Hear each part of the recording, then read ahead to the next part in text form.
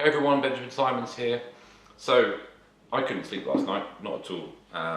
So, by the time I got to 3 in the morning, my brain had turned to thinking about my life, specifically about sort of hopes, dreams, successes, and failures, and how all those things have affected my life and the decisions I've made, and how they've led to where I am now, which is actually in a lot happier and more positive place than I've been in quite a long time, I think, actually.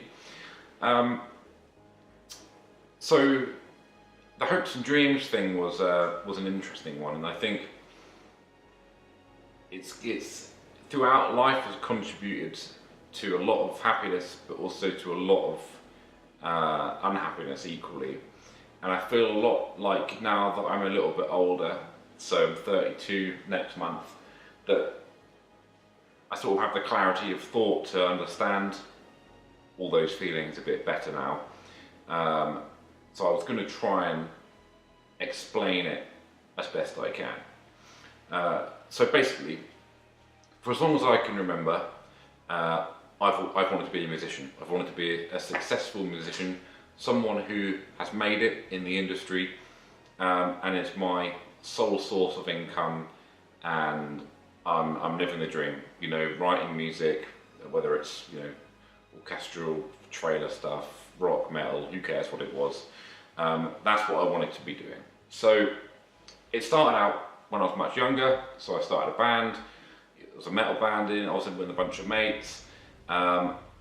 And I knew I wanted to play guitar, and it was when I actually started, sorry I'm playing with a placemat, it was when I actually started with the band that, and we started to get a little bit of traction, you know, recorded an EP, did some gigs, that now I started thinking, okay, well now I want to be a rock star, I want to be a famous musician, I want to be touring the world, and I want my sole source of income to come from being in a band with these guys that are my best mates, basically.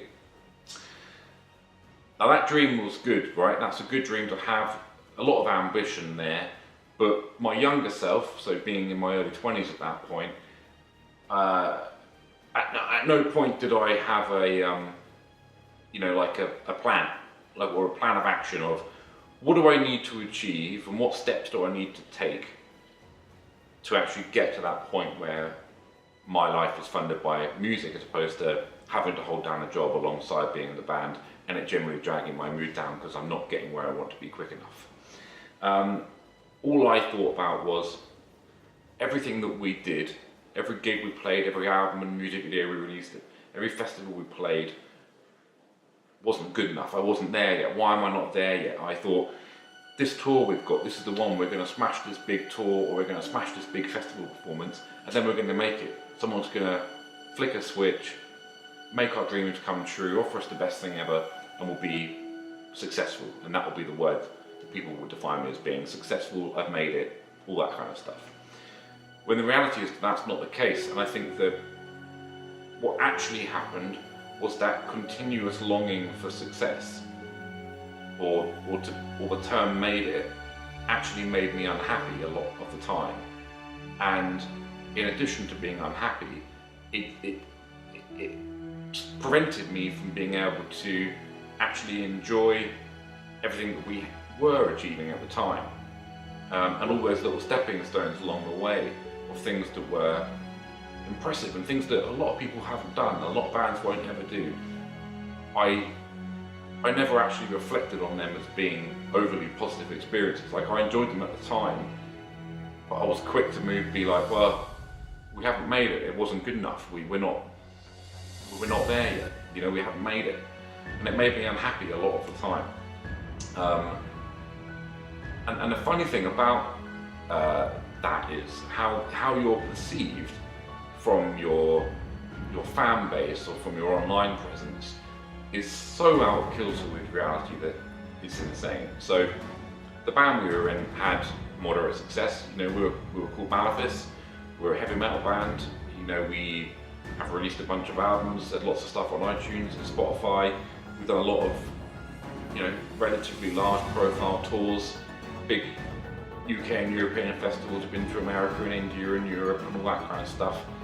And the perception was among our fans, if you will, that we had made it. You know, we're a very successful band, we must have loads of money, we must be living the dream. But the reality was that we all worked full-time jobs. So I worked in a phone shop, you know, my singer worked at Tesco. And we couldn't be further away from having made it.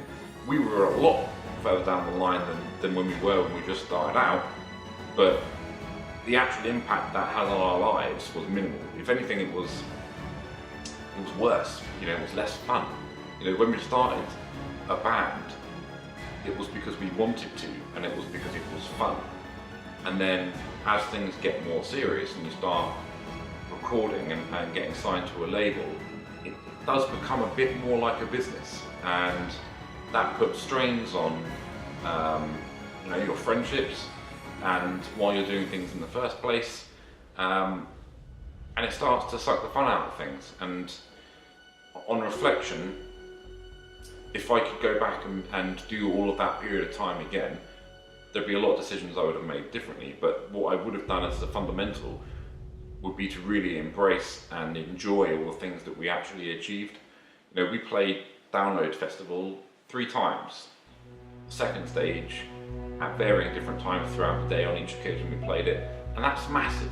You know, we grew up going to that festival as punters and camping every weekend, dreaming of playing that festival, and we did it 3 times. And although we really enjoyed it and it was great fun, I don't feel like we reflected on it enough and appreciated the volume of what we'd actually achieved. But only now, you know, 10 years later, do I feel like I'm mature enough, or I don't know, intelligent enough maybe to realise the steps that we took were massive. And that's the same for me being a composer. You know, as I started discovering my love for it and working out how it works and, you know, what my sound is and all that kind of thing, that was it. Then I was like, right, well, I want to be the next Hans Zimmer. You know, I want to make it. I want to be successful. I want to be the best. I want this to be my job. I want this to be what I do. I want to work on major movies, and that's what I want my life to be. And I'm not going to be happy until I get there. And I basically went through the entire same process again. And what I've realised, I think, is that